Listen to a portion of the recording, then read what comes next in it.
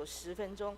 那好不好？我们一起来唱一首会前诗歌，就是我们今天的崇拜诗歌第33首。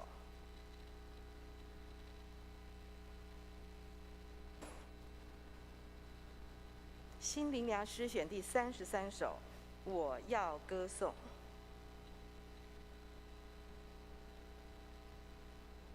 来，美燕你。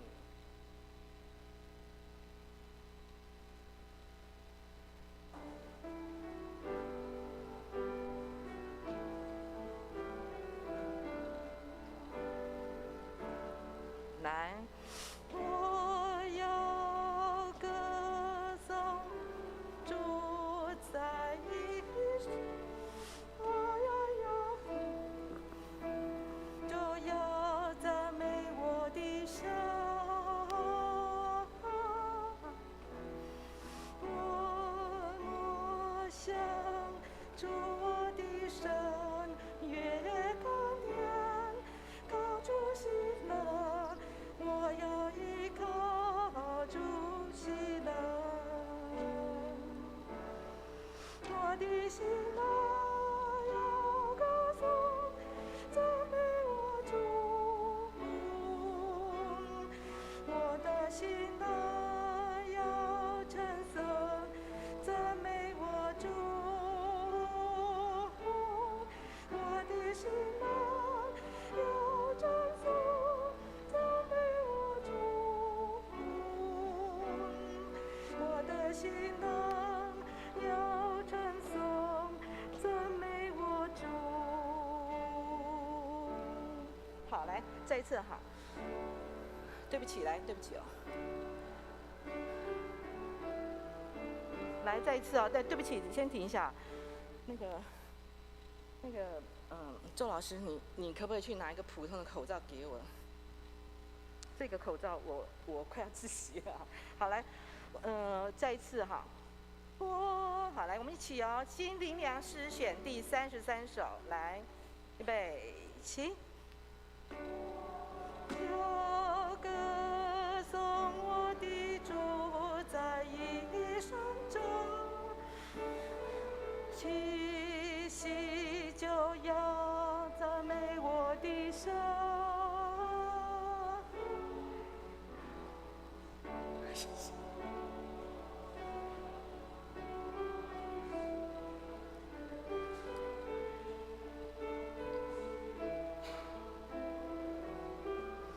主喜乐，我的心啊要称颂赞美我主，我的心啊要称颂赞美我主，我的心啊要称颂赞美我主，我的心啊要称颂赞美我主。再一次哦，2、3，来，我要歌颂我的主在一生中，我有气息就要赞美我的神。我默想我的神，越高天高处喜乐，我要依靠主喜乐。我的心啊要称颂赞美我主，我的心啊要称颂赞美我主，我的心啊要称颂赞美我主，我的心啊要称颂赞美我主。好，来给大家一个考验了哈。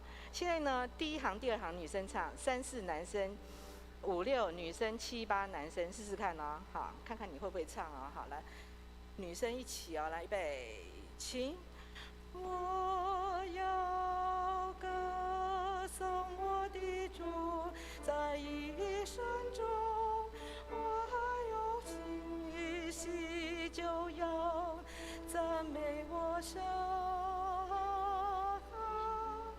男生，我默想主我的神，越甘甜，靠主喜乐，我要依靠我主喜乐。来换女生来。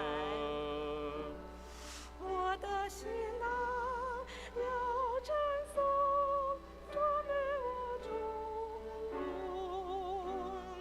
我的心啊，要称颂赞美我主。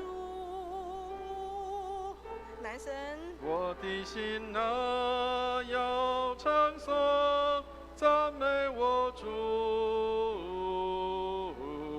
我的心啊，要称颂赞美我主。一起来，来，再最后一次哦。要歌颂我的主，在一生中，我还有气息，就要赞美我的神。我默想主我的神，越甘甜，靠主喜乐，我要依靠我主喜乐。我的心啊，要称颂赞美我主。我的心啊，要称颂赞美我主。我的心啊，要称颂赞美我主。我的心啊，要称颂赞美我主。亲爱的弟兄姐妹，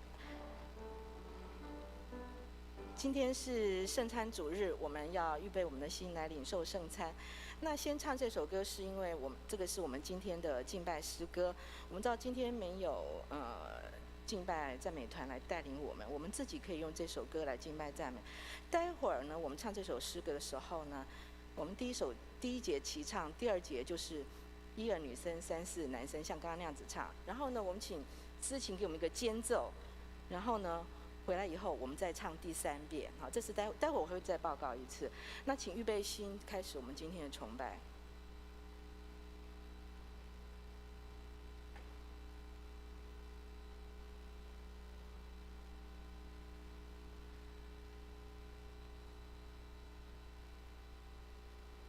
弟兄姐妹，让我们预备好自己来朝见我们的主，让我们一起来为今天早上的崇拜来祷告，为所有的设备器械，也为我们自己预备心，来到主的面前来祷告。让我们一起来祷告。慈悲怜悯的天父，我们感谢你，谢谢你，让我们能够在主日的早上来到这里敬拜你，来到这个地方来朝见你，来侍奉你。愿你恩待我们，无论在现场或在线上，我们都能够一起同心合意的敬拜。愿你恩待我们，也坚固我们的信心。靠你而得的喜乐是我们的力量。愿所有的器械装备，所有的器材都为主所使用。我们每一个人的心思意念也都在你的手中。让我们的敬拜成为馨香的祭，献在主你的面前。愿蒙你的悦纳。感谢祷告，奉耶稣基督的圣名。弟兄姐妹，让我们预备心来参加崇拜。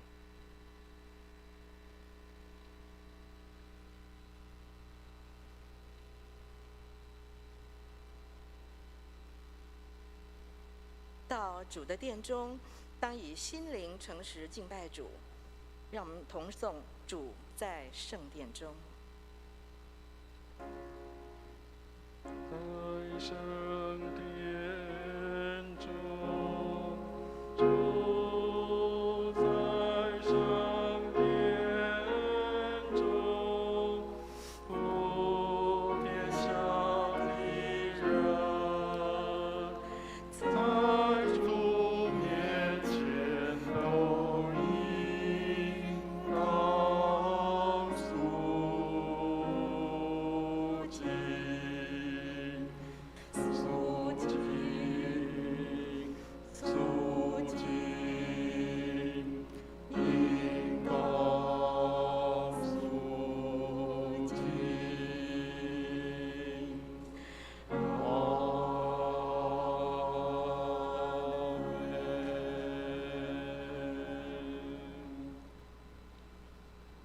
耶和华啊，你是公义的，你的判语也是正直的。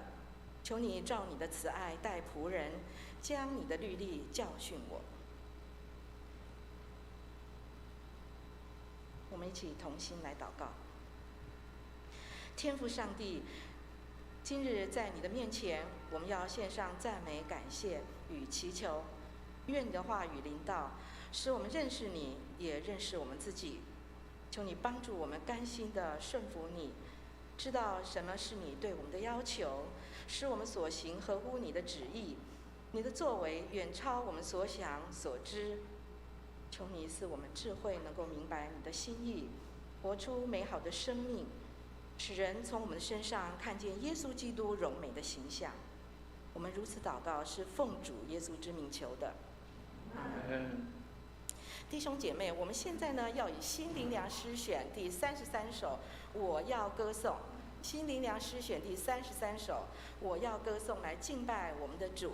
在唱诗之前，我先做个说明。今天这首诗歌呢，我们要反复唱3次。第一次我们全体齐唱，第二次呢1、2行姐妹，3、4行弟兄，5、6行姐妹，7、8行弟兄，然后我们有一段间奏，间奏之后我们全体再唱一次，齐唱再唱第3次。来，弟兄姐妹请起立，我们来唱新灵粮诗选第33首《我要歌颂》。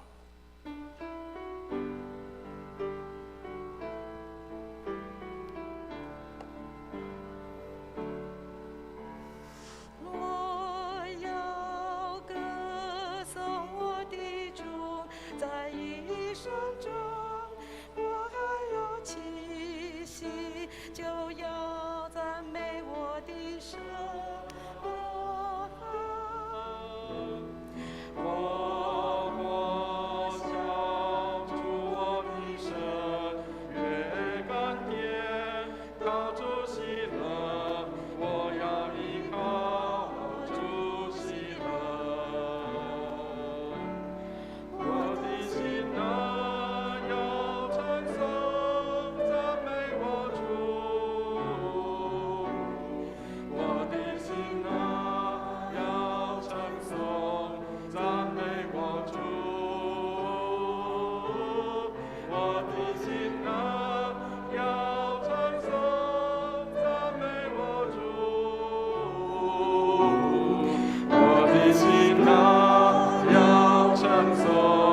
赞美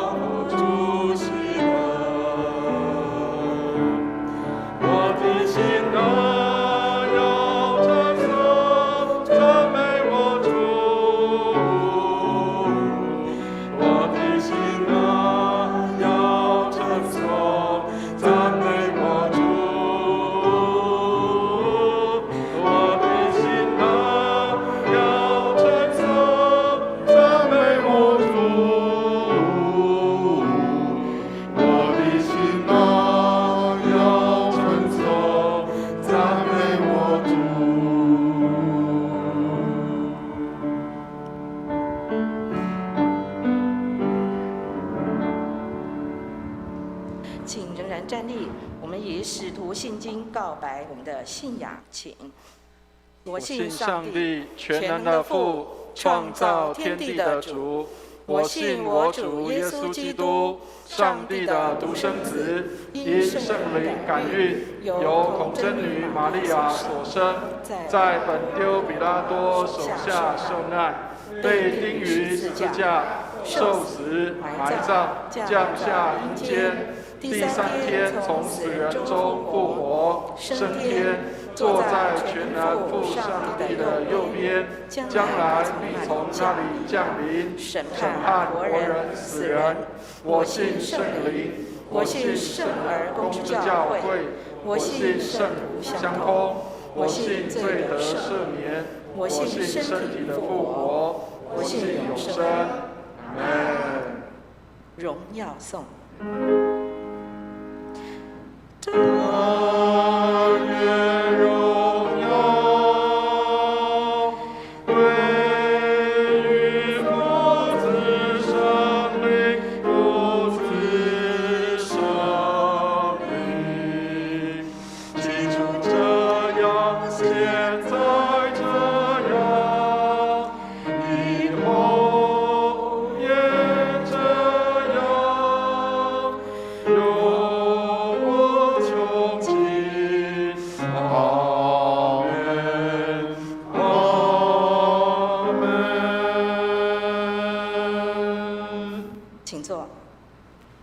现在我们以起应的方式一起来诵读上帝的话语，记载在诗篇139篇1到6节以及13到18节。诗篇139篇1到6节以及13到18节。那请各位弟兄姐妹呢来看投影片，我们请依照投影片上面司会与会众的起应和方面的分配。诗篇139篇第1节到第6节，13节到18节。耶和华，你已经鉴察我，认识我。我坐下，我起来，你都晓得。你从远处知道我的意念。我行路，我躺卧，你都细察。你也深知我一切所行的。耶和华，我舌头上的话，没有一句不知道的。你在我前后环绕我，按手在我身上。这样的知识奇妙，是我不能测的。至高是我不能及的。我的肺腑是你所造的。我在母腹中，你已复庇我。我要称谢你，因我受造。这是我心深知道的。我在暗中受造，在地的深处被联络。那时我的形体并不向你隐藏。我未成形的体质，你的眼早已看见了。你所定的日子，我尚未度一日，你都写在你的册上了。神啊，你的意念向我何等宝贵，其数何等众多。我若数点，比海沙更多。我睡醒的时候，仍和你同在。愿上帝的话语常存留在我们心中。我们现在同心为以下的事项来祷告。主啊，我们为阿拉伯国家巴林祷告，愿基督信仰能进入生活文化中，国家百姓能更认识基督信仰来祷告。我们为台湾卫理公会中教区教会祷告，台中卫理堂黄建章牧师为教会奉献充足，教会在当地更加得人，传道同工身心健康祷告。为台湾行政首长及各级官员祷告，求上帝赐智慧聪明给执政掌权者，赐福台湾人民。为台湾儿童及青少年能受到完善的知识教育及美好的品格教育造就祷告。我们也为台湾第一线防疫工作的医护人员、军警人员来祷告，愿主赐他们平安，工作顺利。我们以主教导我们的主祷文同声来祷告。我们在天上的父，愿人都尊你的名为圣。愿你的国降临，愿你的旨意行在地上，如同行在天上。我们日用的饮食，今日赐给我们，免我们的债，如同我们免了人的债，不叫我们遇见试探，救我们脱离凶恶。因为国度、权柄、荣耀，全是你的，直到永远。阿们。我们一起来领受上帝的话语，请陈秀伟姐妹来诵读今天的圣经经课。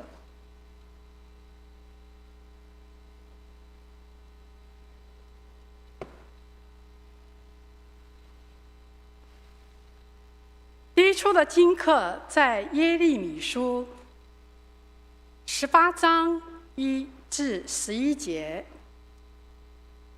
在旧约859页，旧约859页。耶利米在陶匠的家，耶和华的话临到耶利米说：“你起来，下到窑匠的家里去，我在那里要使你听我的话。”我就下到窑匠的家里去，正欲他转轮做器皿。窑匠用泥做的器皿在他手中做坏了，他又用这泥另做别的器皿。窑匠看怎样好，就怎样做。耶和华的话就临到我说：“耶和华说，以色列家啊，我待你们，岂不能照这窑匠弄泥吗？以色列家啊，泥在窑匠的手中怎样，你们在我的手中也怎样。我何时论到一邦或一国说，要拔出、拆毁、毁坏？我所说的那一邦，若是转意离开他们的恶，我就必后悔，不将我想要施行的灾祸降于他们。我何时论到一邦或一国说，要建立、栽植？他们若行我眼中看为恶的事，不听从我的话，我就必后悔，不将我所说的福气赐给他们。现在你要对犹大人和耶路撒冷的居民说：耶和华如此说，我造出灾祸攻击你们，定义刑罚你们，你们个人当回头，离开所行的恶道，改正你们的行动作为。第二处的经课在腓利门书第1章1至21节，在新约239页，新约239页，为基督耶稣被囚的保罗，同兄弟提摩太写信给我们所亲爱的同工腓利门和妹子亚非雅，并与我们同当兵的雅基布，以及在你家的教会，愿恩惠平安从上帝我们的父和主耶稣基督归于你们。我祷告的时候提到你，常为你感谢我的上帝，因听说你的爱心，并你向主耶稣和众圣徒的信心。愿你与人所同有的信心显出功效，使人知道你们各样的善行都是为基督做的。兄弟啊，我为你的爱心大有快乐，大得安慰，因众圣徒的心从你得了畅快。我虽然靠着基督能放胆吩咐你合一的事，然而像我这有年纪的保罗，现在又是为基督耶稣被囚的，宁可凭着爱心求你，就是为我在捆锁中所生的儿子阿尼西摩求你。他从前与你没有益处，但如今与你我都有益处。我现在打发他亲自回你那里去，他是我的心上的人。我本来有意将他留下，在为我福音所受的捆锁中替你来侍候我，但不知道你的意思，我就不愿意这样行。叫你的善行不是出于勉强，但是出于甘心。他暂时离开你，或者是叫你永远得着他，不再是奴仆，乃是高过奴仆，是亲爱的兄弟。在我实在是如此，何况在你呢？这也不拘于是按肉体说的，是按主说的。你若以我为同伴，就收纳他，如同收纳我一样。他若亏负你，我欠你什么，都归在我的账上，我必偿还。这是我保罗亲笔写的，我并不用对你说，连你自己也是亏欠于我。兄弟啊，望你使我在主里因你得快乐，并望你使我的心在基督里得畅快。我写信给你，深信你必顺服，知道你所要行的必过于我所说的。以上是上帝的话语。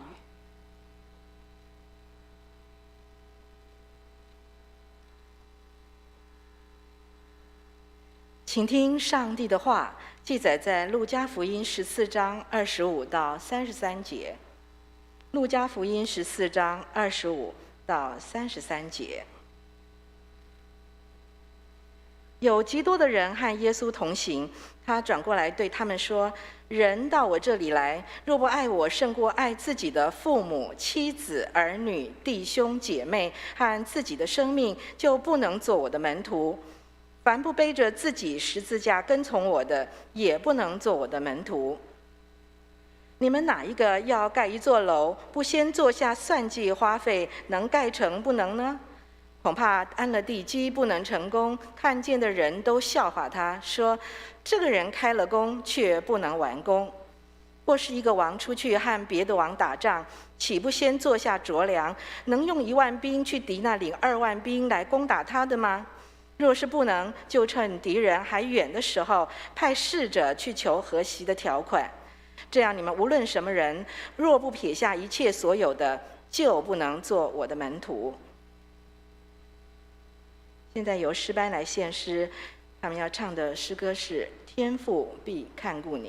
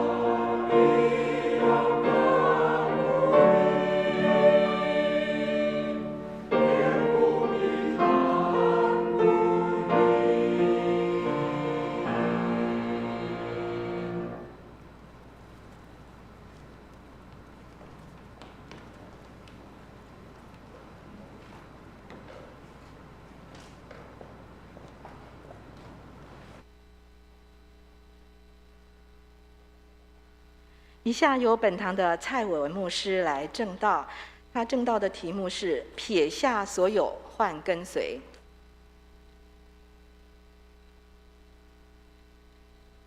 弟兄姐妹平安，很高兴能够在主日早上跟大家一起见面，而且今天特别高兴可以听到我们的诗班终于又开始恢复献诗，让我觉得相当的兴奋高兴，因为崇拜的当中能够有诗班的献诗是相当美好的事情。开始的时候我要先跟大家介绍，我们有一位新任的神学生要来到我们的教会来实习。那前面的那一位潘慧珍神学生到另外一个教会去实习了。那我们这位神学生不用担心，因为有人问过我他可以有多久，我说有1年的时间，所以不用担心啊。我们要请我们的郭维恩神学生请到前面来好吗？对，请转过来好。这是今年来到我们当中的新任的神学生叫郭维恩。那他是才30出头而已，很年轻的年轻人那这个学校呢，这个圣光神学院特别的推荐，因为他们有2位神学生的时候，这个实习处他们的这个实习处就给我2个名单，他说这是他们挑选出最好的这个名单。然后一位是韩国的传道人，那一位是这个我们自己的本地的传道人。那他问我说要选哪一个，我说我爱用国货，所以我就选了他了那希望他能够在我们的当中可以给我们有很大的帮助。那他自己本身他对于在儿少的部分，他是一个相当专长，他在以前的教会也是在儿少的部分所以希望他今年能够来到我们的当中，可以帮助我们的儿童跟青少年可以有更进一步的成长跟茁壮愿上帝祝福我们，让我们能够有很好的工人可以来使用。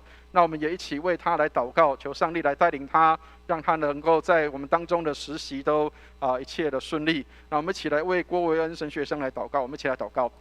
天父，我们要为我们的神学生向你献上祷告，谢谢你，你差派他来到我们的教会当中，来服侍众弟兄姐妹，来服侍儿童跟青少年。愿你帮助我们，让我们在他的学习的时间，在他受装备跟造就的时候，有好的练习跟成长。主让我们能够帮助他在他的学习历程当中使他有帮助，并且也让他能够成为教会的帮助，使我们能够互相的帮补，并且为他未来要牧会的路能够献上祷告，让他以后所走的路一切尽都顺利。谢谢主耶稣垂听我们的祷告，愿荣耀归给主，奉耶稣基督的圣名，阿们。好，我们一起拍手来欢迎他好，好，那我们的维恩神学生他即将要在这个儿少这边儿童跟学青这边来比较多的服侍，还有礼拜5的晚上会来参加社青所以邀请弟兄姐妹如果有看到我们的神学生的时候多给他鼓励、赞美跟肯定一个不简单的年轻人，因为要放下比较优厚的去外面工作的机会，然后愿意成为传道人，委身在教会里是不容易的事情所以我们更多的来鼓励我们的年轻人跟弟兄姐妹，让他们能够成长，愿上帝来帮助我们所以每一件事情都不容易所以包括我们的弟兄姐妹，我们在练习一些或者是包括我们的一些职业上的训练，或者是我们的一些专长的训练，其实都是很不容易的，包括要有一个好的老师来引导，能够帮助我们，让我们能够在学习的上面能够更好的进步跟成长，这都是非常重要的所以除了我们要有这个好的愿意学习的心，也要有好的老师能够来带领。所以我很羡慕我们当中一些会乐器的这些的弟兄姐妹他们会弹琴的，或是会打鼓的，或是会有各样乐器的这样的专长的弟兄姐妹。我记得在20年前，曾经我有一度有冲动，想要练习钢琴，然后去当那个人家很羡慕的那个钢琴王子因为我很希望说，男生弹钢琴，因为当然都是女生弹，男生弹应该也是很帅气的。我那时候想说，希望自己可以成为那个很帅气的样式。那结果后来我真的花了时间，也努力，而且也找到很不错的老师来教我。那但是呢，后来我放弃学习了，为什么？因为后来我的老师的一句话让我受到极大的打击哈，他说，因为你的手指头比较粗，看起来不好看，所以弹起来不好看，所以你就不要再学钢琴了。所以为了这样的缘故，后来我就没有再学了。所以要不然的话，搞不好这个也许20年后我也会成为一个可以司琴的人。所以老师相当的重要，老师能够造就跟帮助学生，这是一个重要的事情哈。所以愿上帝帮助我们，让我们可以能够尊重老师。那当然，老师也期待我们当中当老师的人能够更多的鼓励我们的这些的年轻人。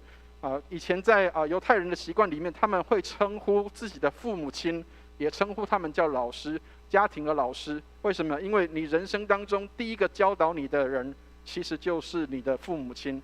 所以犹太人他们对自己的父亲也称呼他父亲老师，意思就是能够称呼这个父亲好像是我的老师，他引导我，让我可以学习很多的事情。所以愿上帝帮助我们，让我们都能够在好的老师的带领下，能够有很好的学习跟成长。不管任何的学习包括我们学习一些新的事物，或是学习一些新的东西，处处用心皆学问。上帝帮助我们，让我们能够在每一件小事上都能够有很好的学习跟经验。愿上帝祝福我们。我们一起举起圣经来祷告，愿上帝的话进入我们的心中，做我们的帮助和力量。上帝打开我们的心，让我们能够领受他的话语。我们一起举起圣经来祷告，我们一起来读这个祷文，一起念。请，这是我的圣经。他说我是谁，我就是谁。他说我拥有就拥有。他说我可以就可以。今天神的话要来教导我，我诚心悔改，我心里警醒，我灵谦卑受教，我就不再一样。奉主耶稣基督的圣名，阿们。我们一直刚刚在讲老师跟学生其实在教会的里面，不是老师就是学生。我们不但是自己有可能会成为一个学习的人，而且我们有可能也会成为一个教导人的人。所以教会里面一个很美的地方就是，如果你是比较早被造就的，或是你是比较早学习的人，你将来有可能会成为造就别人的老师。也许我们可以成为很多知识的老师，但是能够成为生命的导师，其实是不容易的。很多时候我们可以给别人知识，可以给别人技术，但是没有办法去教导别人的生命。所以能够成为生命的导师，其实是一件不容易的事情。当别人有问题，或是别人生命当中遇到一些难处的时候，他会想要来找你，会希望能够听取你的意见，会希望你给他指示一条可以走的路的时候，那么你就可以成为他的人生的导师，或是生命的导师。所以不一定你要知识比人家高，也许你的学生他可能是台大毕业的，也许他可能是国外的有名的学校毕业的，但是每一个人总是会遇到人生当中困难的时候，而你能够对于这些的问题或是这些生命上的事情，你能够给予他一些的指导跟帮助的时候，你就成为他生命当中的导师。所以愿上帝帮助我们，不一定我们要成为一个有知识有学问的博士，但是你可以成为一个对人有帮助的人士，你可以成为对人有帮助的人，让他可以知道在遇到困难的时候他应该怎么走。愿上帝帮助我们，让我们能够在教会里面能够成为不是老师就是学生，我们能够学习这个跟随主的样式，并且我们也能够来帮助别人，带领别人，让别人也能够来跟随主。当然有很多事情是困难的，学习当中也有很多事情是不顺利的，教导的当中也有很多是不顺利的。当我们在遇到很多不顺利或是困境的时候，请大家记得一个事情这是最近我在那个网络上看到的一张图片，让我心里面很有感受。他说，每当你想要放弃的时候，请记住，可口可乐第1年只卖出25瓶的饮料。那为什么会这样说？因为我们现在知道，大概很多人都很喜欢喝可口可乐，很多人在饮料店里面，或者是在超市里面，或是超商里面，很多人都会很喜欢喝这种气泡饮料。哇，这个喝起来很凉爽，甚至1年可能卖几亿瓶，甚至几十亿瓶。可是你可以想见，第1年它刚卖的时候才25瓶，而且那个时候还不是饮料，那个时候可口可乐是一种药品，它是一种药品，然后它居然1年只卖25瓶，你可以想见那个落差是相当的大的。所以刚开始的时候，也许有很多事情是不那么顺利，或许有很多事情是有待努力的。但是你要相信一个事情是，当你持续不断的坚持下去的时候，会看到有不一样的这样的一个状态，有不一样的生命在我们的当中。各位知道，今年是台湾宣教150周年，长老教会他们是2位姓马的宣教士马街跟马雅各，他们来到台湾来宣教150周年的时间。各位知道马街的第一次他招到的学生其实只有5个人，而且这5个人花了5年的时间来训练跟造就他们。过了那5年之后，才开始北部开始有聚会跟教会的成立跟建立。这5个最早的学生，后来也成为台湾最早的5个本地的传道人。所以刚开始一定不是那么样的顺利，不是那么样的容易。但是当你要学习，要继续往前走的时候，要记得永不放弃，这是我们需要去学习的功课。所以犹太人说信心是什么？信心就是坚持跟持续不断。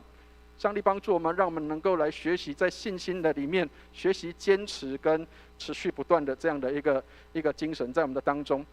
好，所以为什么今天要特别讲很多老师跟学生的例子啊？因为我们今天要看到的东西就是这个东西啊。所以各位知道在圣经里面，我们常常看到有一号人物，这号人物叫做拉比。其实拉比并不是一个很特别的名称，拉比其实就是老师的意思。但是各位要知道说，犹太人的拉比，他除了老师的意思以外，他其实还有另外一种不同的含义。老师的意思除了给予知识，我们在华人的圈子里面，我们如果各位有看过有一篇韩愈写的文章叫做《师说》，它里面说师者，所以传道、授业跟解惑，对不对？好，除了这个以外，就是刚刚我们提到的拉比还要成为人生的导师，教导你怎么样在遇见人生当中很多问题跟困难的时候，你应该怎么做，你应该怎么行。所以很多人会从老师的身上去学习一些的事情，不单是知识方面，学习怎么样去说话行事，甚至学习怎么样敬拜上帝。这个是犹太人对拉比的一个学习的一个榜样。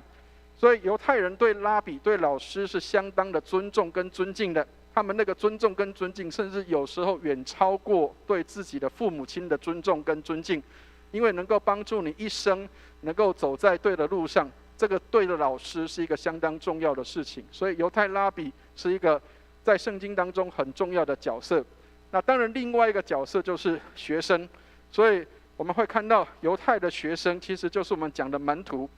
过去犹太人他们的门徒跟拉比老师是有一个互动的关系的。老师不是随便去选人来当他的学生，当他的门徒，他需要去特选一些人，所以这个叫做选召。所以各位知道，在圣经里面我们常常听到有，或者是在教会里面我们常听到叫做呼召或是选召。老师如果要呼召一个人来跟随他的时候，通常犹太拉比就会告诉他说：你来跟从我，你来跟从我。所以当老师向学生提出这个呼召的时候，提出这个呼吁的时候，这个学生他可以做2件选择。第一个就是我愿意跟这个老师来走，我愿意跟着他来学习。另外一个选择就是我考量之后，我发现我恐怕没有办法付起这么多的高额的学费，我们恐怕没有办法能够跟随老师，我可能资质有限，所以我不愿意跟随这个老师走。好，所以每一个老师都会呼召他的学生来跟随他，每一个学生也可能会喜欢或希望能够成为某个老师的门下。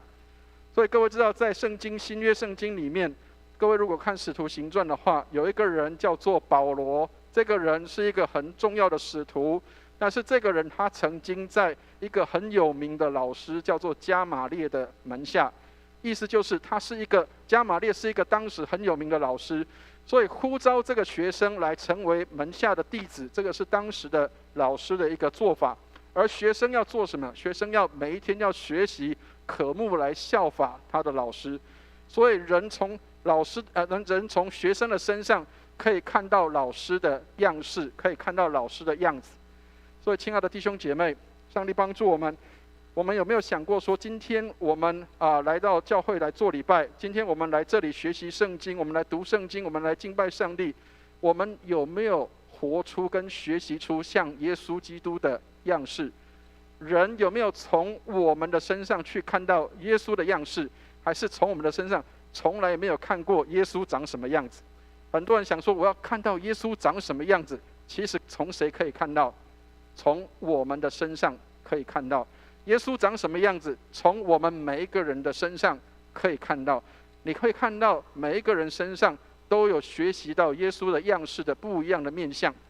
很多人他可能有很会辅导别人，可能有很多人很会教导别人，可能有的人他很会做事，这些都是耶稣的样式。我们怎么样从别人的身上看到耶稣的样式？包括我们自己也成为跟随主的人，主的样式。所以每一天跟随耶稣，效法耶稣，不是只有礼拜天来做礼拜，或者是上成人主日学、儿童主日学，或是只有在课室里面上课。最重要的事情是，你要怎么样去跟随耶稣，并且谦卑的学习与主同行的过程。所以与主同行的过程，不是只有在课室里面去学习的，包括你要在你的生活当中知道怎么样去实践它。所以我曾经讲过，有很多人说啊，怎么这个人也是基督徒啊？怎么没有听过他好像这个像基督徒的样式？我们如果没有好的见证出来的时候，很可能别人就会这样质疑：这个人会是基督徒吗？他看起来一点都不像啊！所以一点都不像的时候，就表示我们学习是很失败的，或是说学习是很没有成功的。好，一个好的学生，一个好的门徒，他什么时候可以出师？犹太人对于这个孩子或是这个年轻人，他可以出师的时候，他的说法通常都会这样说：你已经可以成为别人的老师，他就是毕业了。所以当你可以学习效法你的老师的时候，要学习到什么样的样式？要学习到你已经可以再去带别人，再去带另外一个人成为这个人的老师的时候，你就是已经结业了。所以愿上帝帮助我们，让我们可以看到每一天跟随耶稣的过程，就是耶稣怎么做我们就怎么做，耶稣怎么行我们就怎么行。好，所以今天的经文相当的重要，这个在挑战我们成为门徒的一个过程。我们请大家看一下今天经文里面26节的地方，我们来看一下耶稣讲了一个让人很困惑的话语。跟随耶稣难道不好吗？为什么耶稣还要把一些人给这个清掉，或者说叫他不要来？我们来看一下26节的地方，请大家看一下26节哈，一起念26节，一起念来。人到我这里来，若不爱我胜过爱自己的父母、妻子、儿女、弟兄、姐妹和自己的性命，就不能做我的门徒。亲爱的弟兄姐妹，当你看到这一节经文的时候，你可能会很讶异，耶稣叫我不要爱自己的兄弟姐妹，不要爱自己的父母亲，甚至连妻子儿女都不要，然后连性命都不要，这是一个什么样的话？为什么跟随耶稣需要这样子呢？各位，我们在读圣经的时候需要去读那个叫做上下文，知道吗？如果你不读上下文的时候，你恐怕很多时候就卡在那个中间，到底为什么耶稣会讲这些话？各位知道我们在文学里面有一种方式叫做夸饰法，知道吗？夸饰法就是要用很夸张的方式来告诉你说跟随耶稣就是要这样或者是跟随这个主就是要这样，或是做什么事情就是要像怎么样。所以各位可能有听过耶稣曾经讲什么？他说，如果你要那个眼睛叫你这个跌倒的话，你就把眼睛挖出来如果这个手叫你跌倒，你就把手砍了。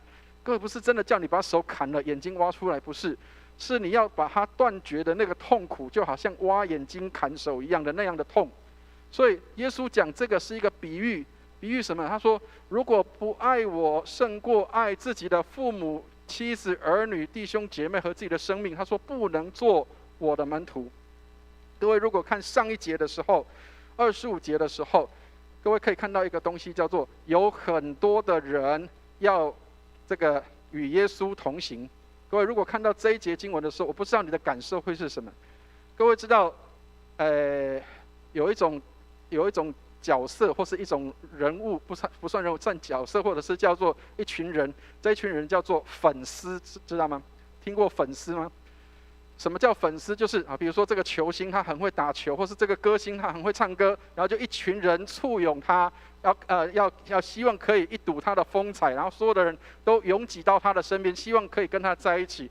但是这一些人到底他们是不是真的叫做愿意爱这个歌手，或是愿意爱这个选手？不知道，有可能是这个人他很有名、很出名的时候，所以这些人他们风靡而来。但是如果当他不再有那么出名，或是不再那么有名的时候，这些人可能就散走了。这样的人叫什么？这样叫做粉丝。所以粉丝不是什么？粉丝不是愿意跟的人，粉丝是什么？粉丝是我觉得这个人非常好他很有名我赶快来跟着他，那个叫做粉丝。但是当他落难的时候，当他可能不是那么有名的时候，当他可能没有那么样的出色的时候，很多人就纷纷的就退去了。耶稣要的是门徒，耶稣不是要粉丝，听得懂意思吗？耶稣要门徒，耶稣不要粉丝。我们不是要来当耶稣的粉丝，我们是要来当耶稣的门徒。所以耶稣提出这个挑战，他说什么？人到我这里来，若不爱我胜过爱自己的父母、妻子、儿女、弟兄姐妹和自己的性命，就不能做我的门徒。这里有一个小字，原文爱我胜过爱，原文叫做恨，所以那个更直接。他说，人如果不恨自己的父母亲、妻子、儿女、弟兄姐妹或自己的生命，就不能做我的门徒。意思是什么？意思就是，如果你不爱这个超过另外一个的话，那么你就达不到那样的标准，你就做不到那样的要求。亲爱的弟兄姐妹，很多事情是要付代价的，很多事情是要努力的，你才能够得到那样的一个好的状态。以前我在马祖的时候，曾经有一个弟兄。他的琴艺相当好，他是这个音乐系毕业的，然后他来到马祖的时候是当替代役，然后他到教会里面来帮我们的那个马祖卫理堂司琴，然后各位知道，其实外岛的教会很欠缺，甚至琴可能都很久都没有调过音，可是你知道吗？在那个弟兄的琴弹之下，大家唱得好高兴哇，这个弹得非常的好，然后如此所以大家非常的这个钦佩这个弹的音好准怎么样？结果后来这个弟兄他结束的时候，他跑来找我，他说：“牧师，贵教会的琴需要调音，需要调很大很大的音所以你需要可能要从台湾找那个人家来调音。其实调音很贵从台湾找人到马祖来调音，其实是要付很多的钱，要很多代价的。可是你知道这个人他怎么会弹出那么好的琴，让人听不出来？”这个琴是已经这个音都失准了呢，因为他非常的用心跟努力在学习上面。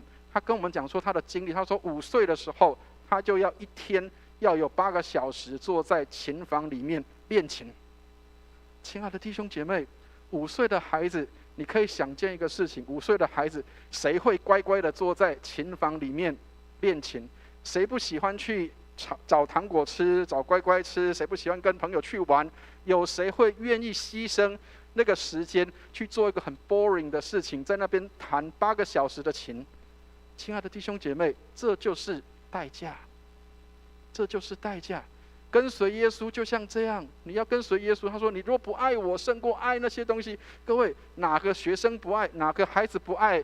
这个享受，哪个孩子不爱在舒适圈里面？但是为了希望能够塑造跟造就这样的一个身份跟角色的时候，他必须做一些的牺牲。别人在玩的时候，他可能还要在琴房里面弹琴；别人在吃喝玩乐的时候，他还在琴房里面弹琴。亲爱的弟兄姐妹，那才叫做爱我胜过爱那个东西。这样可以了解意思吗？所以耶稣的话不是很难理解，但是你愿不愿意为了能够成为这样的身份跟角色，然后去超过你对爱其他东西的那个喜好？这个是我们需要去学习的一个事情。有很多人说我很爱我的家人，我很爱我的家庭。当然牧师不是叫你说你要撇弃你的家人，都要来教会服侍，不是。不要把服侍跟爱上帝挂成等号，不一定爱上帝就是服侍，服侍不一定就是爱上帝，不一定不一定。不是说它不是等于，是有些地方不一定是这样说的，不一定是这样说的。你要爱你的家人，也是服侍上帝，也是爱上帝的一个表现。但是另外一个事情是，当你愿意为了爱上帝的缘故，你必须要有一些的牺牲，甚至要包括牺牲有一些跟父母亲胜过爱那个事情。所以亲爱的弟兄姐妹，爱耶稣超过那些事情。当你在看电视的时候，这个电视太好看了，我想继续看下去。可是读经时间到了，我愿不愿意为了读经的时间放下这个我喜欢的电视节目，能够愿意去看那个也许跟别人一起读经或者是灵修的时间？亲爱的弟兄姐妹，上帝帮助我们，让我们能够看到我们需要去做这样的一个学习跟功课，学习要去撇下跟舍弃一些事。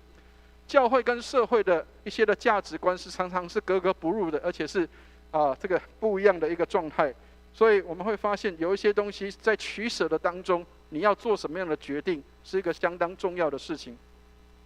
所以耶稣提出一个挑战，他说：凡不背着我的十字架跟从我的，也背着自己十字架跟从我的，也不能做我的门徒。亲爱的弟兄姐妹，跟随耶稣是要背十字架的。如果你跟随耶稣，你说我只要好好的在这边吹吹冷气，然后这个享受这个老师的教导，然后就安安静静就回家，然后一切又一样。亲爱的弟兄姐妹，这不叫做背十字架。背十字架是你的生命当中每一天都要为主而活。当你在做每一样判断的时候，你能不能够以耶稣基督的判断为判断，以耶稣基督的做法为做法，以耶稣所做的事情为我的指标跟目标？亲爱的弟兄姐妹，这对我们来说是一件挑战。我常常提醒弟兄姐妹说，我们常常说把上帝摆在第一位，家人第二，然后什么第三、第四。很多人是把这些东西当作排序。其实把上帝当作第一位，就是上帝无论在我的工作、家庭、职场，无论在我的人际关系里面，在什么样的地方，他都是我的第一位。亲爱的弟兄姐妹，你有没有让你的人际关系里给耶稣做第一位？你有没有在家庭当中给耶稣做第一位？你有没有在工作的地方给耶稣做第一位？你有没有在你的职场上面给耶稣做第一位？让耶稣做第一位的时候，才叫做跟随主，让主来带着你走。很多时候，当你的价值观要用信仰价值观的时候，是会冲突的，是会有困扰的。我曾经碰过有一个弟兄，他是这样，他在军中服役的时候，他这样说，他说：牧师，我做采买的一个这个人员，可是当有人要给我有一些回馈收回馈的时候，我要不要去领取这个？他会告诉这些电商，这些店家，他会告诉这个弟兄说，以前别人都是这样做，你也可以这样做。而当你是基督徒，你在这个位置上的时候，你要不要也这样做？这是一个需要去面对的冲突跟挣扎的问题。当别人都这样做的时候，你要不要也要这样做？这是一个选择。或许你可能说，前面的人都这样做，所以我也这样做 ，OK 也没事，也没有问题。但是有没有更好的解决或处理的方法？所以跟随耶稣其实不是一个好走的路，跟随耶稣常常心里会有挣扎的。耶稣传道的时候，他的第一件事是呼召门徒，然后主给他们的第一课就是来跟从我，我要叫你们得人如得鱼一样。耶稣给他的学生的挑战，要离开舒适圈，因为捕鱼是你习惯的，捕鱼的环境是你习惯的，但是耶稣说你现在要得的是人，而不是只有鱼。亲爱的弟兄姐妹，或许今天耶稣要挑战你，要去从事某一些的新的工作，从事一些新的服事，从事一些新的挑战的侍奉，这些都是叫做跟你原本习惯的不一样，跟你习惯的不一样。最近有一个弟兄也是这样，他碰到一个事情，就是他的服事被调整了，被改变了。他原本服事的是这个服事，他可能很擅长这个服事，他可能当一个教导者，他很喜欢，但是突然间他要变成另外一个角色，他要成为另外一个身份的人，他要成为一个这个去服务工作的人，他可能会有这样的一个冲突。但是当他这样冲突的时候，离开他的舒适圈的时候，这是他在信仰上需要去学习跟要去成长的功课。过去我是手不能提的，这个脚不能走的，但是我现在需要把手这个袖子卷起来，脚要能够踏到土地上去。亲爱的弟兄姐妹，人开始会有一些不一样。当你离开舒适圈的时候，亲爱的弟兄姐妹，你的舒适圈或许就是上帝要你离开的地方。各位知道圣经里面有一个人常常搬家，知道吗？有一个人常常搬家，动不动就搬家。这个人叫做亚伯拉罕，对不对？舒适圈在哪里？他的老家在两河流域的乌尔的地方。当他要离开本地本家的时候，不是他自己要离开，上帝说什么？你要离开你的本地本族本家，往我所要指示你的地方去。各位，搬家不容易啊！你要全家搬走，而且还要把所有的牛羊全部一起带走，那是不容易的事情。谁不喜欢天天啊，我能够看着我的牛羊在这边长大成长，然后每一天日出日落，这样就好了啊？为什么我还要搬家？多累的事情！离开舒适圈，去到一个不容易的地方。另外一个选择就是，当他的侄子跟他在相争的时候，他要选择一个事情是：我要为了和好的缘故，我愿意撇下好的，让我的侄子去选好的地方。亲爱的弟兄姐妹，这些都是信仰的冲突。你会发现一个事情是，也许别人要跟你相争，也许你可能要常常要放弃一些自己的权利跟享受，也许你可能常常被逼到要离开舒适圈的时候，当你遇到这些事情的时候，你该怎么做？耶稣怎么做？他会呼召他的门徒怎么做？我们也应当这样去行。所以28节说：你们哪一个要盖一座楼，不先坐下来算计花费，能盖成不能呢？这个是以前的一个犹太人的房子的一个图形，他们是一颗一颗的石头这样叠起来的。这个是叠到一半叠不下去了，为什么？这个房子到后来可能这个花费太多，所以后来主人没有办法把它盖完成。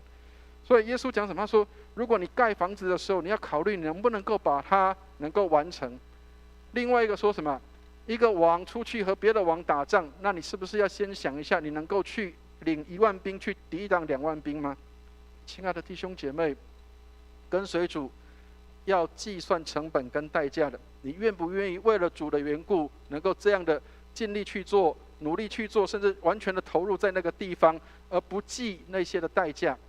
当你开始去计算成本、计算代价的时候，如果不愿意的时候，可能搞不好一半你就走不下去。很多人可能到一半就没有办法继续的跟随下去。刚刚我们介绍我们新的神学生，其实对他来讲是一个困难的事情。在上个礼拜跟天一兄跟他来面试的时候，各位知道他其实要做一件很不容易的事。他的原生家庭不是信主的，他的原生家庭是拜拜的。他必须要做一个选择，就是他要怎么做，然后让他的家人愿意让他可以来念神学院。你知道他说，当他信耶稣的时候，家人说已经是非常不得了的事情。然后再来就是当他要去念神学院的时候，哇，又是一个对家庭来说是一个相当困难的事情。你会不会为了爱主的缘故，仍然坚持说我愿意走出来走下去？这个年轻人他的父母亲现在也因了他也信主了，这是一件非常不容易的事情。但是到他要奉献来念神学院的时候，刚刚这个郭维恩神学生他说，他的家人跟他说，对不起，我们只能够祝福你，让你来念书，但是没有办法支持你来念书，因为没有钱可以给你做这个事情。他需要做一个选择，就是我要不要为了这样的缘故继续的下去？亲爱的弟兄姐妹，信心是什么？虽然我还没有看见，但是我愿意继续的走下去。信心是我们愿意即使没有看见，仍然继续的愿意这样去做。所以圣经里面说，信是所望之事的实底，未见之事的确据。虽然我还没有看到，但是我凭着信心，我就愿意这样走下去。如果不是凭信心，有很多事情是做不下去的。所以有拦阻并不代表不是神的路。所以亲爱的弟兄姐妹，当你遇到一些拦阻的时候，能够坚持跟持续不断，这才是信心。有拦阻不一定不是一件好事，有拦阻其实反而更加的确定我们走的路是对的。所以耶稣这样说，他说：这样你们无论什么人，若不撇下一切所有的，就不能做我的门徒。所以耶稣给门徒一个挑战，就是你要跟随主，那么你必须要放下你认为你要拥有的一切。当你一切所有都没有的时候，你才能够干干净净的来跟随主。亲爱的弟兄姐妹，上帝帮助我们，耶稣的呼召不断在我们的生命当中提出来。耶稣呼召我们要成为他的门徒，学习他的样式。你愿不愿意成为学习耶稣的样式，在你的每一个方面、每一个职场生活跟你的家庭当中来学习耶稣的样式？这对我们来说是一个挑战，它就是离开舒适圈的一个状态。所以向耶稣学习是门徒最大的渴望。门徒新人接受他主人的说话，是他们日用的饮食。门徒昼夜的默诵他。所以亲爱的弟兄姐妹，你有多渴望要来读上帝的话？你有多喜爱读上帝的话？你有多雀跃？当你读到上帝的话的时候，那样的雀跃。上帝帮助我们成为门徒，每一天你都期待跟渴望要来与主见面，这才是一个门徒的一个心态。学习你的老师，学习你老师的样式。所以相信耶稣不是只有邀请耶稣进入你的生命，而是你要进入到耶稣的生命里面。亲爱的弟兄姐妹，让我们不是只有邀耶稣进入我们的生命，而是我们也要进入耶稣的生命的里面。这个光头牧师他这样说，他说跟随宗教的人寻求上帝，因为他看到的是有利益可图的。但是跟随耶稣基督的人要学习一个事情，就是要看到的是耶稣的美丽，要看到他是美好的。跟随耶稣是一件美好的事，而不是因为跟随耶稣有益处才要跟随。跟大家讲一个实际上的案例。我要来卫理公会当传道人的时候，其实我是并不晓得卫理公会它的背景是什么，只是因为我的老师是卫理公会的牧师，他说你是这个卫理公会的会友，你应该要来支持自己的卫理神学院去念书。所以我本来不是要去卫理神学院念书的，我本来是要去别的神学院，后来到卫理神学院去念书了。那念书的时候，我的同学当中有别的宗派的一些的弟兄姐妹，他们来念书，他们第一个开口问我的东西就是：听说你们卫理公会很有钱，你应该是为了钱来卫理公会念书吧？我那时候是愣了半天，然后我其实我不知道卫理公会叫做有钱的这件事情，我并不知道，但是被提醒了，哦，卫理公会是有钱的。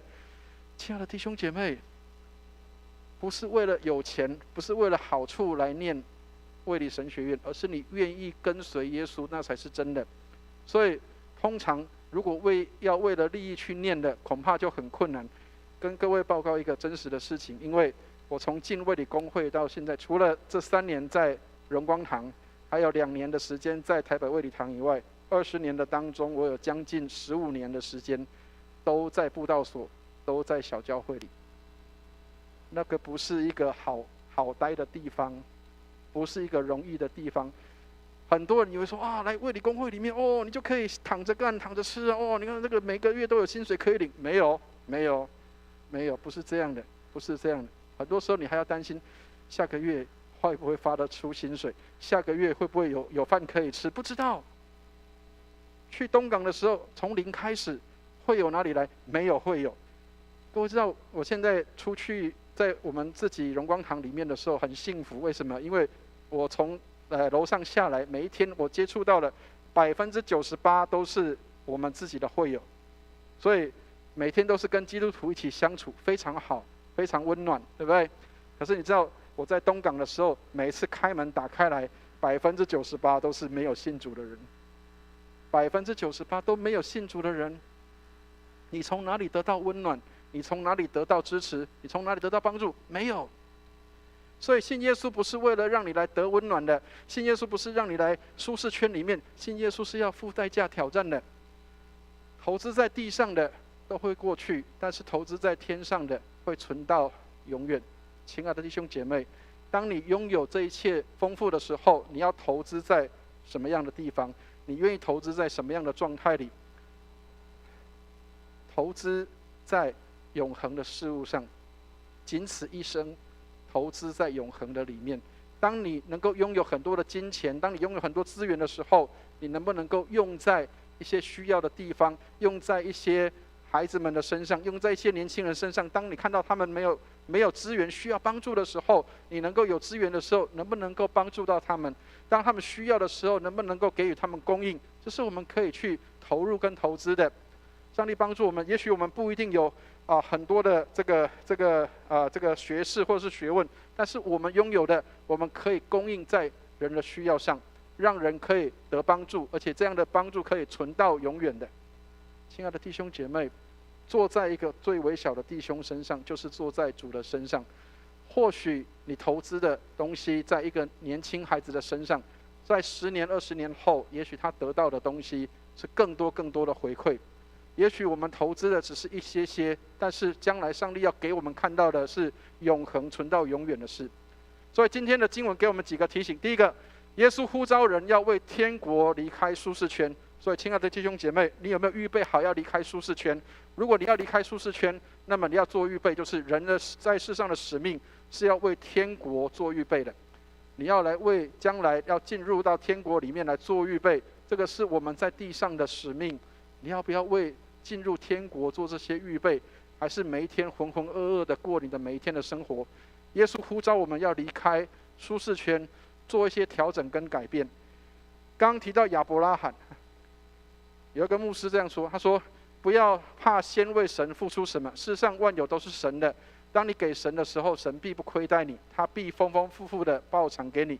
他说亚伯拉罕每次遵命为神来摆上跟付出的时候，神就事后丰丰富富的供应他。亲爱的弟兄姐妹，亚伯拉罕先给出去，他也不知道给出去能不能够有收获，但是上帝在事后都是丰丰富富的供应他，这是信心。虽然我不确定，也不知道，没有看到，但是当我愿意给出去的时候，我相信上帝掌管的。我们的每一件付出，包括我们的金钱跟时间，这样的付出，上帝都必然偿还给我们。所以做主的门徒要爱他超越一切，甚至包括爱自己跟爱自己的家人。这是我们刚刚所提到的，你要为了爱上帝的缘故，超过爱自己跟爱家人的一切。当你享受的时候，你可能很喜欢享受，但是为了主的缘故要放弃这些享受都是困难的，但是你愿不愿意为主的缘故去做这些的放弃？第二个，耶稣呼召人为天国全然的投入，所以包括我们的生活方式，你的金钱、你的时间，是不是为主而活？有没有为主而用？这些都是在挑战我们的信仰。所以不是只是一时的激情，不是只有礼拜天来做礼拜，不是，而是一生的委身跟一生的追求。所以跟随耶稣要计算代价，不要半途而废。有时候我们常常做到一半，然后就放弃了。放弃当然比较快，能够坚持跟持续不断是不容易的。第三个，耶稣呼召人为天国甘心背上十字架。那个背上十字架更好的说法就是要对付自己，对付那个老我，对付自己。所以大卫包森这样提醒，他说现在流行的一种廉价的福音，就是你信耶稣决志祷告完就可以上天堂了，不用付出什么。但是信仰不是这样，你的信仰不是要告诉你不做任何的改变，你的信仰要挑战你，你要有一个天翻地覆的改变，你的生命要跟过去不一样。所以以前的信耶稣的人是要命的，信耶稣其实不是一件容易的事，信耶稣是要命的。所以初代的信徒因为信耶稣受到逼迫，那是正常的事情。在公众的当中，你要宣告自己是基督徒，在古代是一件非常不容易的事情，甚至要为此而丧命的。亲爱的弟兄姐妹，你愿不愿意为主的缘故，为了信耶稣的缘故，甚至连自己的性命都可以这样轻看？这是给我们的一个信仰的挑战。信耶稣不是只有在舒适圈，而是要在面对一切困难的时候，我仍然坚定的知道我只是一个基督徒，我应该怎么做。所以做门徒要背起自己的十字架跟随主，对付自己那个不想愿意去为主而走的那个路。上帝帮助我们，让我们能够成为跟随主的门徒，不是只有嘴巴说的，而是行动。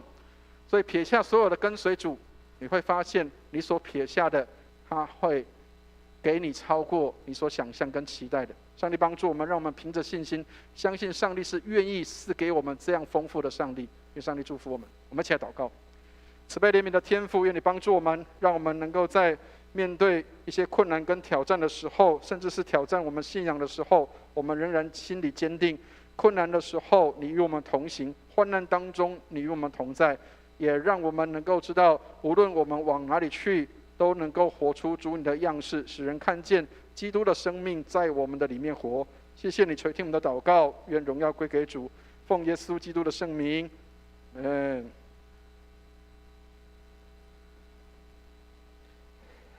谢谢牧师为我们阐述上帝的话语当中的启示与真理。我们现在一同来诵读今天的圣经金句，在路加福音14章33节，我们诵读2次，请。这样，你们无论什么人，若不撇下所有的，就不能做我的门徒。路加福音14章33节。这样，你们无论什么人，若不撇下一切所有的，就不能做我的门徒。路加福音14章33节。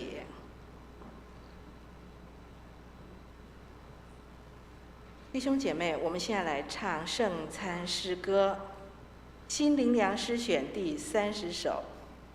我们唱第1节，请起立。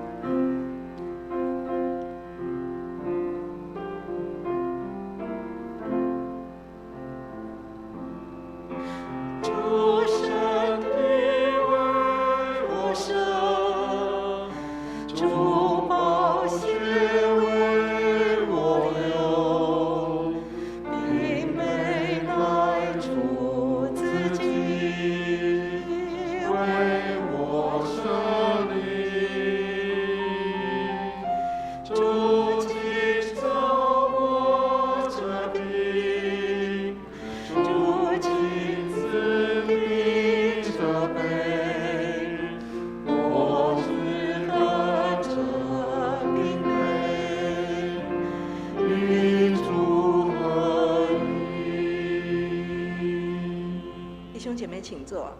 我们现在请蔡牧师来主理今日的圣餐礼。弟兄姐妹，我们又到1个月1次的圣餐礼的时间。每个月的第1周是卫理公会的圣餐礼的一个时刻。其实在过去古代的时候，每一次做礼拜都是要发圣餐，但是为什么我们要在第1周要发圣餐？因为1个月的开始，或是第1周的时候，表示第1个开始。我们期待这个月当中，我们都是这样的为主而活，为主来摆上自己。当然，圣餐也是让我们可以重新跟人和好的时候，不单是跟人和好，也是跟上帝和好。因为包括我们有很多在认知上，我们有很多跟人没有和好的事。牧师要跟大家承认一件事情，刚刚提到这个钢琴老师，其实心里面埋怨了很久。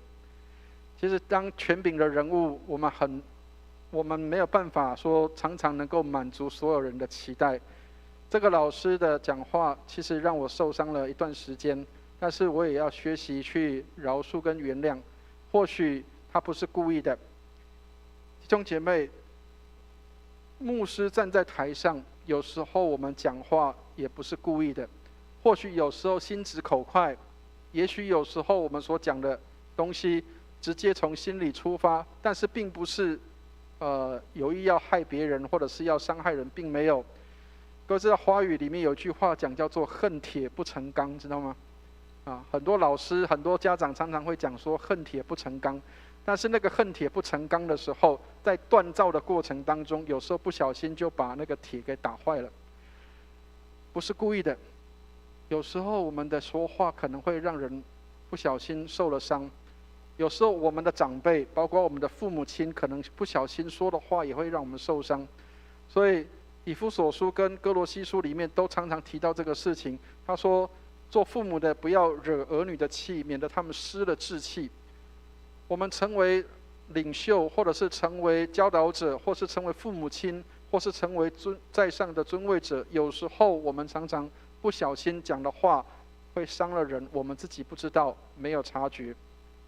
而我们成为下属，或者是学生，或者是学习的人，或者是领受的人，有时候我们也常常过于敏感，以至于我们常常会把别人的话扩大化，让我们变成跟人的人际关系会有紧张或是冲突的状态。所以亲爱的弟兄姐妹，让我们能够在圣餐礼的当中学习彼此的饶恕跟原谅。没有人是完全人，没有人是天生下来就是一切都美好的。就算耶稣在世上，也有很多人攻击他。曾经有人这样说：耶稣是最好的老师，耶稣是最好的领导者，耶稣是最好的这样的一个咨商师，但是他的学生里面还是有一个反抗他跟出卖他。所以，亲爱的弟兄姐妹，没有一个老师是完全的，没有一个人是完美的。所以，弟兄姐妹，让我们能够在圣餐礼的当中，我们也学习彼此原谅跟彼此饶恕。包括夫妻之间也是一样，有时候太太的一句话不小心可能就刺伤了先生的心，有时候先生的一个不注意，可能讲话大声的点，也可能会让太太受到伤害。彼此饶恕，彼此接纳，彼此原谅，这是我们可以透过这样的一个机会，在圣餐礼当中去学习的功课。所以雅各书这样说，我们彼此认罪，互相代求，就可以得到医治，让教会、让家庭、让社会可以因着彼此饶恕、互相的代求，能够得到恢复跟医治。愿上帝帮助我们，透过圣餐，让我们与主有美好的连结。包括有一些时候你会觉得上帝很不公平，为什么让你在某一些的状态里？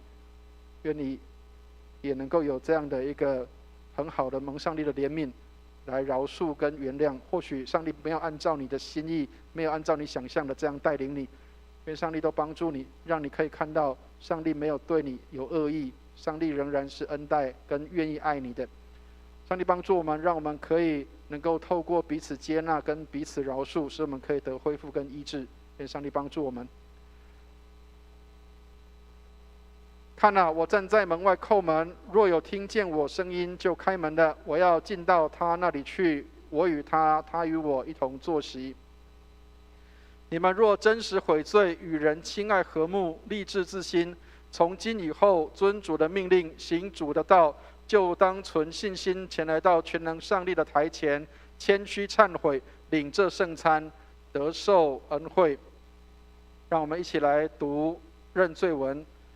无所不能的上帝，我主耶稣基督的父，创造万物、审判万人的主，现在我们承认及悔恨我们的种种罪恶。我们素来在思想上、言语上、行为上都有过恶，得罪主，干犯主的盛怒。现在我们诚意忏悔，求慈悲的父怜悯我们，为主耶稣基督赦免我们从前的罪，又赐恩典，叫我们从今以后改过自新，尊主的圣意，永远服侍主，将尊贵荣耀归于主的圣名。这是靠我主耶稣基督求的，阿们。请听解罪文。无所不能的上帝，我们的天父，主曾发大慈悲，应许将赦罪的恩赐给诚心悔罪、真实信靠主的人。现在求主怜悯我们，赦免我们，救我们脱离一切罪恶，激发我们，坚固我们，使我们勇于为善，能得永远的生命。这是靠我主耶稣基督求的，阿们。请听圣经上对谦卑懊悔的人所说的话：若有人犯罪，在父那里我们有一位中保，就是那义者耶稣基督。他为我们的罪做了挽回祭，不是单为我们的罪，也是为普天下人的罪。让我们来读心中仰望文。你们心里当仰望主，我们当感谢我主上主。感谢我主上主是应当的。无论何时何地，感谢主圣父无所不能、无始无终的上帝，这是理所当然的，也是我们本分所当做的。因此，我们和天使并天使长及天上的会众一同称颂，颂奉主荣耀的圣名，常赞美主说：圣哉，圣哉，圣哉！天地万军的主，主的威严充满天地。愿荣耀归于至上的主，阿们。基督在十字架上替世人赎清罪孽，他又设立圣餐之礼，吩咐我们常常奉行，纪念他的受死，直到他再降临的时候，领受主所赐的这饼和酒，就是领受他的圣体与宝血。主耶稣被卖的那一夜，拿起饼来，祝谢了，就拨开说：你们拿着吃，这是我的身体，为你们舍的，你们应当如此行，为的是纪念我。”饭后又拿起杯来，祝谢了，递给他们说：“你们都要喝这杯，是我立新约的血，为你们和众人免罪流的。你们每逢喝的时候，要如此行，为的是纪念我。”阿们。我们一起读谦恭敬主文。慈悲的主，我们到主的圣桌前，不敢靠自己的义，唯靠主的大恩典。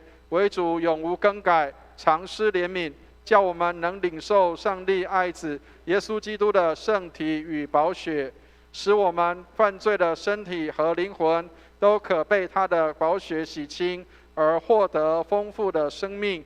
我们就常住在基督里面，基督也常住在我们里面。阿们。要请我们的陪参的同工请到台前来。弟兄姐妹，如果我们已经受洗归入主的名下，让我们就能够预备心来领受圣餐，来一起来领受这恩典。请弟兄姐妹如果你已经预备好，就从你的位置上站立起来能够来预备来领受这个圣餐。那我们也会有同工来协助大家喷上酒精之后，然后我们就会请陪参的同工就会把饼杯递到你的手上。当你拿到之后，请你就坐下来，然后等大家都拿到之后，我们再一起来使用。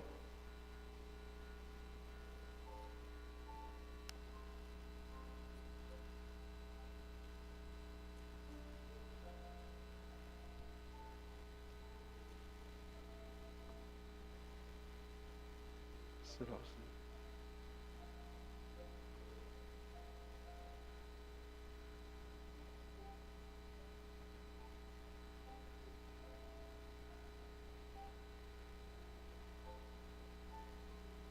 是在哪一个宗派、哪一个教会受洗归入主的名下，让我们都能够一起在主的里面来领受饼杯。这代表的意义是我们在基督里成为合一的肢体。所以你已经受洗归入主的名下，我们都有这样的权柄来领受这个饼杯。当我们在主面前认罪悔改之后，让我们一起来享用在基督里合一的这样的丰富。当你拿到之后，你就可以在你的位置上坐下来使我们可以让陪餐的同工更方便的可以把这个圣餐递到其他弟兄姐妹的手上。这是主耶稣的身体，为我们舍的，保守我们十分的平安。耶稣的宝血为我们免罪流的，保守我们十分的平安。让我们能够在主的里面一起来领受这个饼杯。这是主耶稣的身体，为我们舍的，保守我们十分的平安。耶稣的宝血为我们免罪流的，保守我们十分的平安。当我们在主面前诚心的悔罪，诚意赦免我们的罪，洗净我们一切的不义。当主给我们有再一次的机会的时候，当谨记着不要再犯罪了，让我们能够领受这恩典，享受主的恩典之后，我们就能够有再一次的机会重新来到主的面前，再一次的领受上帝丰盛的恩典。透过这样的一个恩典的机会，使我们重新与上帝和好，也与众人和好。这是主耶稣的身体，为我们舍的，保守我们十分的平安。耶稣的宝血为我们免罪流的，保守我们十分的平安。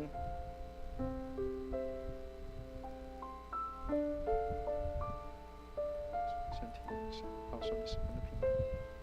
耶稣的身体为神，保守你十分的平安。耶稣的宝血为你免罪流的，保守你十分的平安。耶稣的宝血为你免罪流的，保守你十分的平安。弟兄姐妹，如果你已经预备好，那我们就一起来打开饼杯。这是主耶稣的身体，为我们舍的，保守我们十分的平安。耶稣的宝血为我们免罪流的，保守我们十分的平安。我们一起来享用记得口罩要拿下来哈，要不然塞不进去了。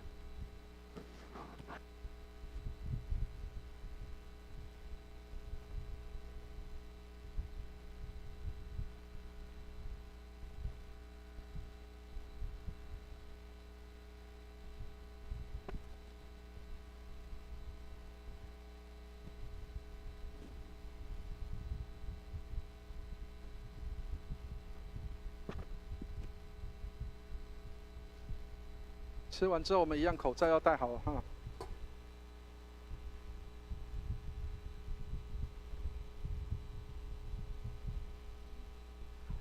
让我们一起来读奉献求恩文。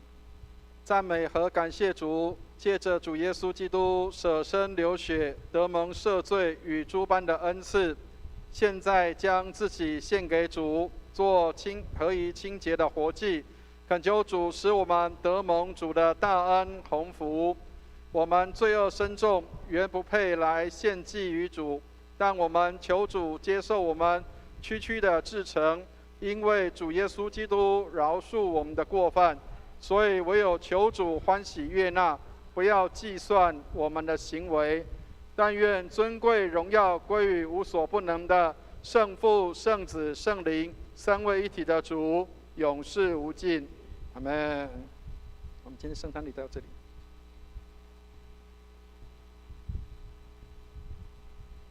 让我们以诗歌来回应主的爱。新灵粮诗选第300首，与主合一第2节，会众请起立。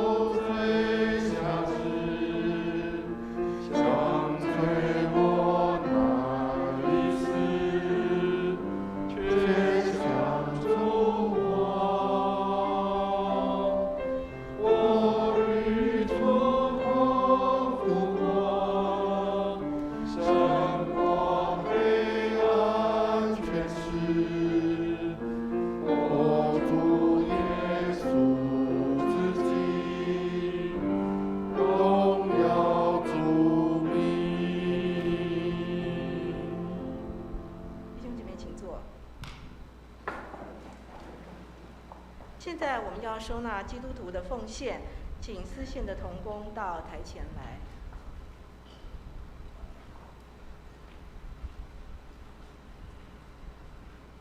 如果你还不是基督徒，或是你还不清楚奉献的意义，请你先保留你的金钱，让奉献袋从你面前经过即可。我们一起祷告。赏赐丰富的主，万物都从你而来，我们把从你而得的献给你，尽我们的心思力量，奉献金钱，愿教会用于各样事工以及宣扬福音，使之用得合宜，荣耀你的尊名，让众人得着益处，复兴我教会。如此祷告是奉我主耶稣基督的名，阿们。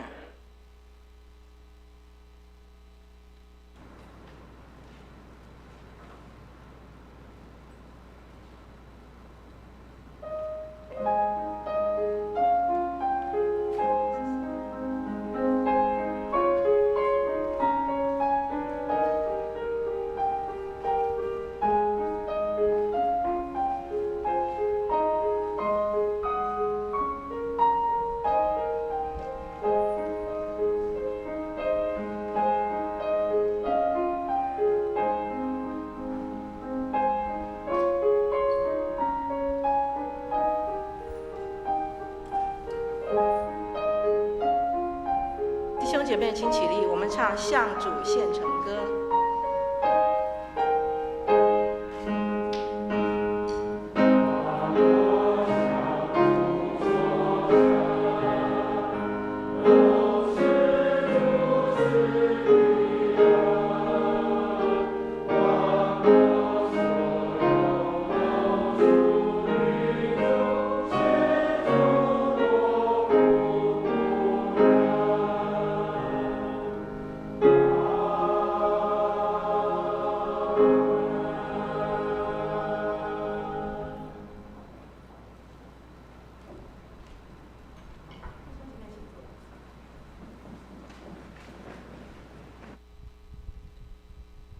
请问我们在座有今天第一次来的弟兄姐妹或是新的朋友吗？好，我们一起来唱《我们成为一家人》。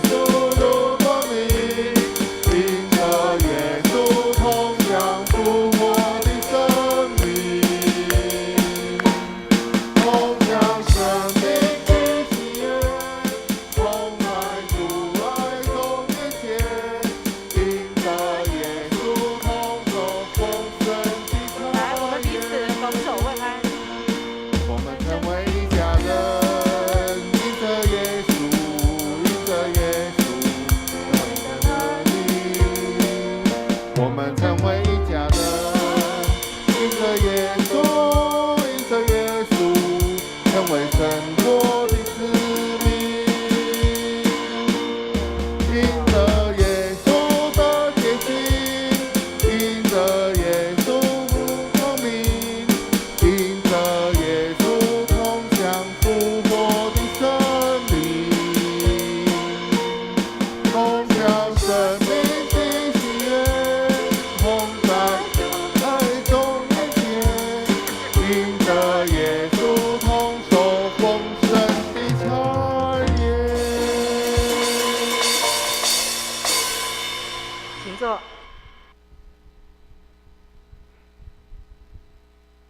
今天是圣灵降临节第13个主日，欢迎你参加聚会以及线上聚会的朋友，愿上帝赐福给你。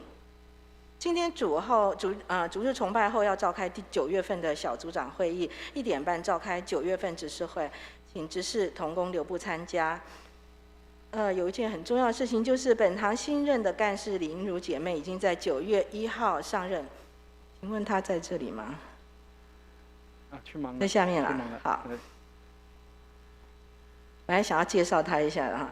好，那我们的淑清干事要留任，预备交接哈，跟她交接要到9月30号，请为本堂干事的事工交接顺利，并且为2位干事的家庭、工作、生活一切平安来祷告。大家知道我们的干事非常重要，对不对？对，好，那我们要特别为他们来祷告，让他们在教会的服事呢，得到上帝的同在祝福。那我们也要尽量跟我们的干事配合，不要老是去找他麻烦，自己能做的事情尽量自己做啊。好。本堂新任的神学生郭维恩刚刚已经介绍过了，目前他会搭配我们的儿童区及青少区，让我们一起来为他的服事顺利来祷告。教会成人主日学本学期要从今天开始，本周因为是第1个星期，你可以可以加退选。如果你还不能确定你要选哪一班的话，今天可以先去试听看看，因为我们下个星期9月11号，因为刚好遇到中秋节的连假，所以呢，我们下星期的成人主日学会暂停一次啊。那刚好做一个区隔，你今天可以到各班先预听一下看看啊。那在这边报告就是说，今天小先知书在201教室上课，那基要真理跟新约导论，我们要同时都在5楼餐厅举行。新约导论呢，在靠近大门的这一边，那基要真理呢，靠近讲台那边啊。经典诗歌欣赏与教唱呢，我们会在第3周9月18号才开始，这是要跟大家说，这是不得已的，因为我们的吉他，因为我们有乐器嘛啊。那所以呢，我们要花多一点的时间来准备诗歌哈，所以我们从9月18，然后会在1楼的副堂上课。那请大家呢注意是我们的上课时间以及地点。再说一次，下个星期没有成人主日学，我们暂停一次。那下周9月9号，应该说本周啊，本周到下周9月9号到11号是中秋节的连假，我们先预祝弟兄姐妹中秋愉快。那办公室呢，9月10号中秋节当天是休息的，那其他的时间呢都会有安排值班的人员。那主日崇拜仍然照常举行。那假期中，如果你有紧急事项联络，请打牧师的手机或是跟办公室联络。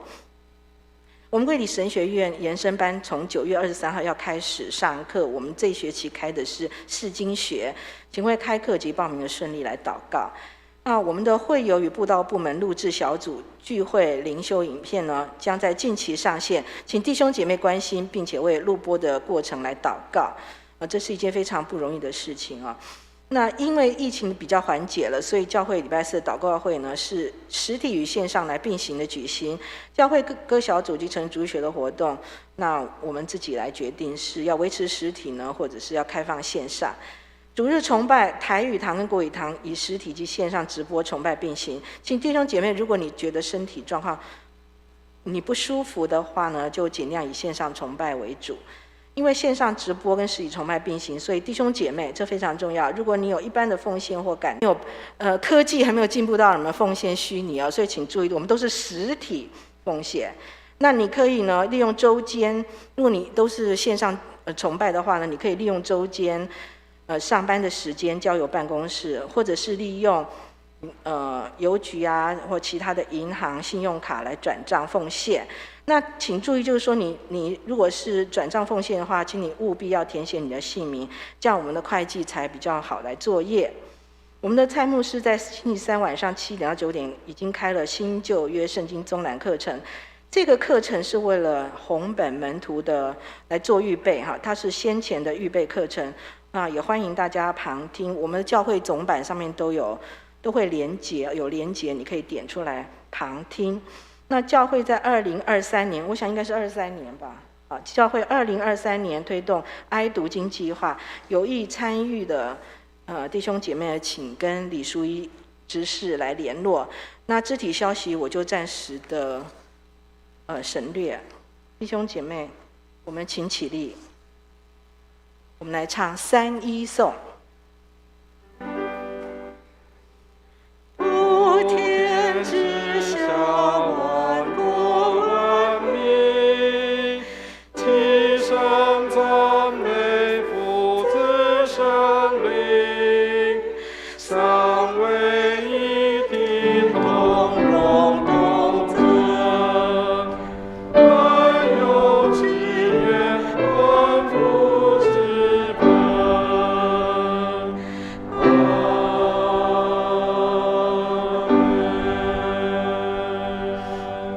蔡牧师祝福。弟兄姐妹，我们一起来领受祝福。慈悲恩典怜悯的主，愿你帮助我们，让我们能够在彼此原谅跟饶恕的当中得着恢复跟医治，使我们与上帝和好，与人和好，并且也与自己和好。愿我主耶稣基督的恩惠、天父上帝的慈爱、圣灵的感动与交通，常与我们众人同在，从今时直到永永远远。阿们。阿门颂。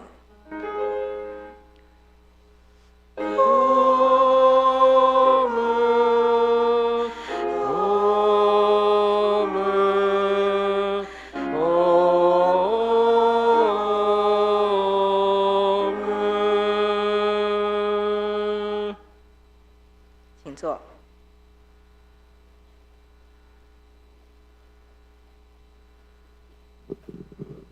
请在订阅中为着今天的报告事项、肢体消息，以及弟兄姐妹有病痛的，我们能够在此为他来祷告。